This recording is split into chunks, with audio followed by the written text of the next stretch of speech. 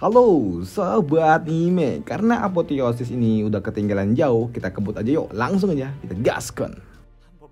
Mereview sedikit dari part sebelumnya, setelah pertarungan panjang dan cukup melelahkan Zen di dalam event pertarungan antar puncak, kini Zen pun harus kembali berhadapan dengan seorang bocah yang menyukai adik perempuannya. Dan pertarungan Zen dengan bocah yang menyukai adik perempuannya ini berlangsung sengit, di mana Zen harus tertekan dengan perbedaan level kultivasi di antara mereka berdua yang cukup jauh.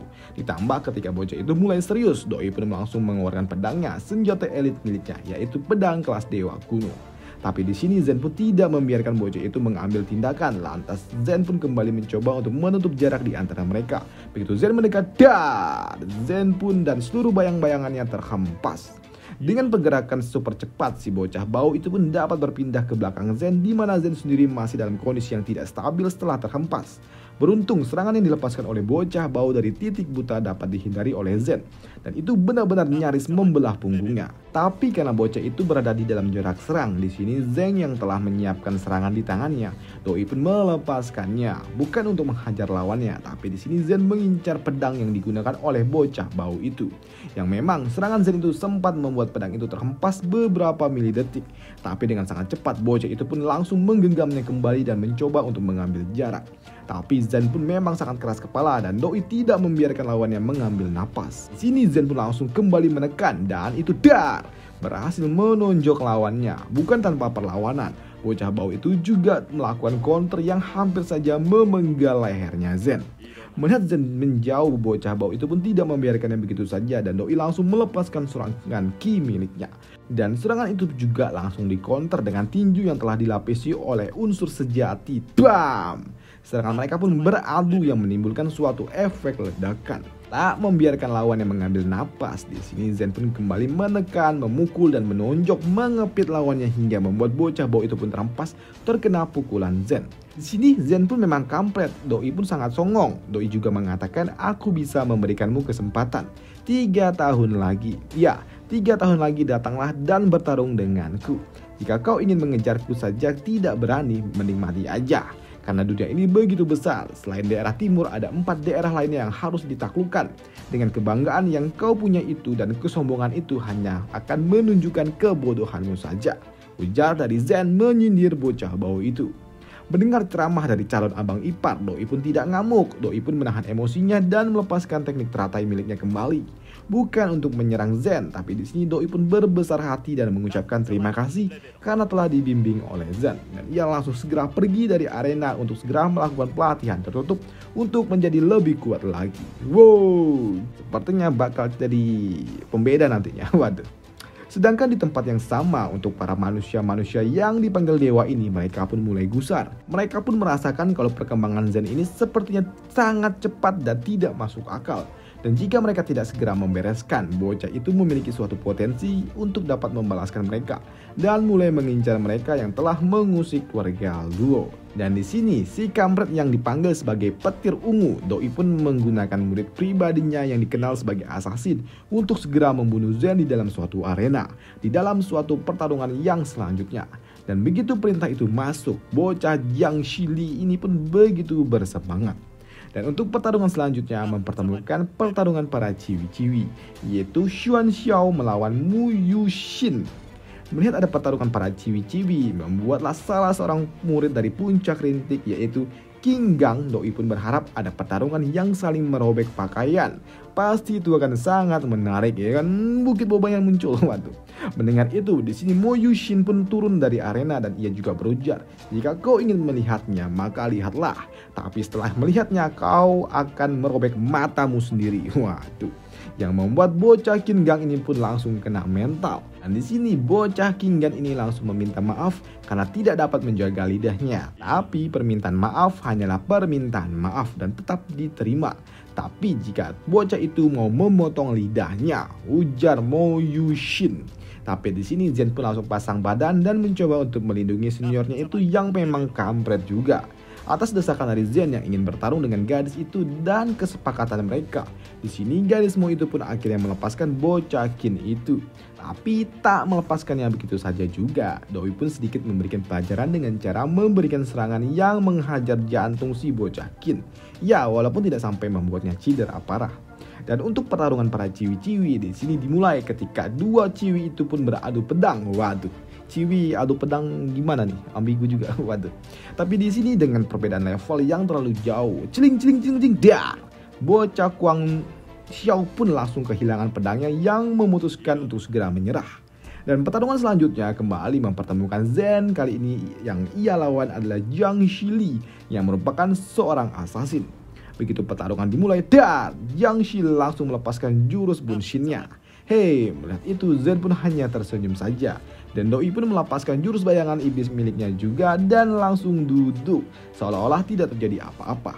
Di sini Zen pun juga memprovokasi lawannya dengan mengatakan, "Shit, wasit, Doi tidak menyerang nih. Aing istirahat aja ya." Waduh.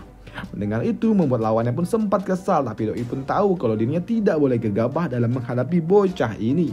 Tapi melihat Zen tidak melakukan apapun membuatnya pun jengkel juga dan mulai melakukan inisiasi menyerang. Begitu ia mendekat, di sini Zen pun dengan santunya melepaskan pisau terbangnya. Wush! Beruntung serangan itu pun dapat dihindarinya. Tapi karena memang pisau terbang itu dapat ditarik kembali oleh Zeng, serangan itu pun hampir saja menembus si bocah Jiang itu dari titik butanya. Sedangkan untuk para pimpinan aliran Qingyun, Doi pun mendapatkan informasi tentang Zen dari pelayannya. Dan Doi pun penasaran kenapa ada bocah berbakat di aliran Qingyun yang tidak dikenal oleh publik. Tapi mendapatkan informasi kalau seluruh info tentang Zen telah ditutupi oleh para dewa-dewa kampret itu, yaitu Dewa Langit dan juga Dewa Petir Ungu, membuatnya sedikit kesal juga. Tapi di sini pimpinan aliran Qingyun juga tidak ingin bertindak dulu karena Doi penasaran dengan hasil pertarungan ini yang dianggapnya cukup menarik. Karena memang saat ini Zen masih sibuk menerbangkan pisaunya yang terus-terusan berhasil dihindari oleh lawannya juga. Tapi melihat Zen mulai dapat mendominasi pertarungan, di sini Dewa Petir Ungu mulai gusar juga. Kalau begini terus lama-lama muridnya bisa kalah. Lantas Doi pun menyiapkan suatu serangan diam-diam untuk melumpuhkan Zen. Begitu serangan dari Dewa Petir itu dilepaskan, di sini Zen pun merasa kalau jurus yang dilepaskan oleh lawannya ini sangat di luar batas wajar, di luar batas seorang murid. Karena memang saat ini Zen pun sangatlah kesulitan dalam bergerak untuk menghindari dan hanya bisa pasrah. Ketika serangan itu mendekatinya, terjadilah suatu ledakan tepat di depan komuknya Zen. Dan ternyata serangan aneh itu dihentikan oleh pimpinan aliran Qingyun yang turun ke arena. Dengan lantang Doi berujar, "Langit dan langit ungu, segera kalian keluar dan temui orang tua ini." Di hadapan seluruh orang, pemimpin aliran Qingyun juga berujar, "Dasar orang tua kampret, aku tahu kalian berdua ini sepertinya sudah melupakanku yang merupakan pimpinan aliran. Hingga kalian berani-beraninya mencoba membunuh seorang murid di dalam pertarungan antar puncak." Dan seketika, para penonton yang ada di tempat ini sangat terkejut dengan apa yang terjadi. Pemimpin aliran, tadi memang benar kalau aku telah menyerang Zen dan aku hilaf. Ini semua berkat dari Dewa Langit yang menghasutku, pemimpin. Apa? Oi, Langit Ungu, apa yang kau lakukan? Bukankah Jiang itu adalah muridmu? Dan kenapa sekarang kau malah menyalahkanku? Kimbit juga nih orang. Kalau gini terus aku bisa mati. Dan di sini si Dewa Langit pun memutuskan untuk kabur. Begitu ya kabur, Doi pun langsung ditembak. "Dan kau Langit Ungu, aku tahu kalau dulu kau pernah berjasa untuk Qingyun. Dan karena jasamu itu aku tidak akan membunuhmu. Dan kau akan dihukum seumur hidup untuk merenungkan tindakanmu itu di api gunung penyucian. Dasar bocah bau. Untuk kau ini lumayan juga. Ini, makanlah pil penyembuh ini. Aku ingin melihat kau menunjukkan seluruh kemampuanmu di dalam arena." "Pil apa ini?" ujar Zen. "Hei bocah, pil itu adalah pil pembuku darah dan dapat menyembuhkan luka-lukamu." "Dasar, bocah ini sungguh beruntung," ujar salah seorang panitia. Dan untuk menyembuhkan dirinya, di sini Zen pun memakan pil itu dan berfokus berkultivasi. Dan setelah beberapa jam, di sini panitia ingin mengundur pertarungan Zen yang selanjutnya. Tapi di sini Zen pun telah siap untuk pertarungan selanjutnya. Dan melihat Zen yang super duper badas, di sini lawannya pun langsung menyerah. Dan pertarungan selanjutnya mempertemukan Pei Tianyou melawan Xu Yun. Dan Doi pun juga sedikit songong dan berujar kalau ia akan melawannya dengan 3 jurus aja. Dan diremehkan oleh lawannya membuat bocah Xu Yun ini tertawa dan berujar, "Oke, kalau begitu biar kulihat sehebat apa 3 jurusmu itu." Dengan sangat percaya diri, kini Xu Yun pun menyerang dengan jurus pedang langit dominan 3 lipatan. Melihat serangan itu, di sini bocah Pei pun santuy aja. Celing, dengan teknik lonceng ajaib Doi dapat menahan serangan itu dengan sangat mudah. Hei bocah, aku telah mengeluarkan Golden Bell. Sekarang aku hanya memiliki 2 teknik saja. Siap. Baiklah, sekarang rasakanlah teknik dominan pedang milikku. Dar. Dan celing, celing, celing. Serangan itu ternyata tidak berguna di dalam pertarungan Golden Bell ini. Baiklah, sekarang adalah giliranku ya. Teknik reinkarnasi Buddha, ujar dari Pei ini. Dengan teknik Buddha itu, di sini Shu Yun pun melakukan counter dengan teknik pedang langit jurus pemotong Asura. Dan ketika serangan mereka beradu satu sama lain, di sini serangan Shu ternyata terserap yang membuat Shu menjadi panik dan Doi pun langsung terhempas terkena serangan miliknya sendiri yang dilepaskan kembali oleh lawannya. Dasar bocah, kau terlalu meremehkan status dari murid tunggal. Dan for you informasi aja, murid tunggal itu adalah status tertinggi dari para murid, mulai dari murid luar, murid dalam, dan murid tunggal. Ya gitulah. Dan pertarungan selanjutnya kembali mempertemukan Zen dengan gadis Mo Yushin. Dan tanpa beritil-itil, di sini Mo Yushin pun langsung melepaskan serangan ke arah Zen. Dan melihat serangan sederhana itu dapat dihindari oleh Zen dengan sangat mudah. Serangan yang dilepaskan itu ternyata dapat dihindari oleh Zen yang membuat gadis Mo itu pun langsung melepaskan teknik bunshinnya dan mengepung Zen dari segala penjuru. Dan begitu Zen terkurung, di sini gadis Mo pun melepaskan serangan dari segala arah kepada Zen yang membuat Zen pun berusaha keras untuk dapat menghindari serangan-serangan itu. Tapi melihat serangan yang dapat dihindari membuat gadis ini kesal dan mencoba untuk menghajar Zen dari jarak dekat. Tapi sayangnya percuma karena semua serangan itu dapat ditahan oleh Zen yang membuat gadis Mo ini kesal dan ingin melepaskan teknik rahasia miliknya. Itu langsung mendapatkan suatu penentangan dari temannya yang berujar kalau ini hanyalah pertarungan antar puncak dan tidak perlu sampai menggunakan jurus rahasia. Tapi di sini gadis Mo itu tidak peduli dan menggunakan suntingnya. Doi pun menusuk seluruh titik akupuntur miliknya untuk mengaktifkan teknik perubahan yang membuat kini di belakang tubuhnya terlahirlah seekor phoenix api biru yang memaksa Zen pun juga tahu kalau ini berbahaya yang membuatnya langsung mengeluarkan pedang dewa miliknya. Dan itu pun mengejutkan para penonton. Mereka tidak menduga kalau ternyata Zen adalah petarung yang menggunakan pedang. Jadi selama ini Zen tidak menggunakan seluruh kemampuannya. Dan hal yang sama pun dirasakan oleh pimpinan aliran. Di sini Zen pun yang tahu kalau lawannya mulai serius, Doi pun juga mulai melapisi tubuhnya dengan unsur sejati dan juga pedang dewa miliknya.